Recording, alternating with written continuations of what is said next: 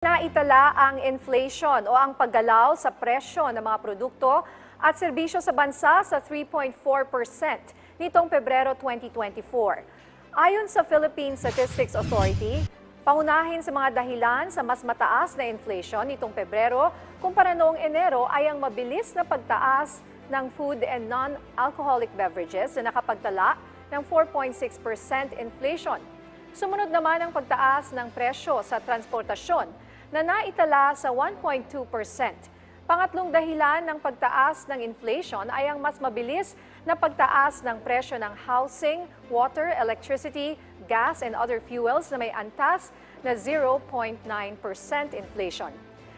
Samantala, patuloy naman ang pagtitiyak ng pamahalaan sa pagpapatupad ng mga hakbang para mapababa ang presyo ng mga bilihin sa bansa at maibsan ang epekto ng inflation sa mga mamamayan. Nananatili namang nasa target range ang 3.4 February inflation rate.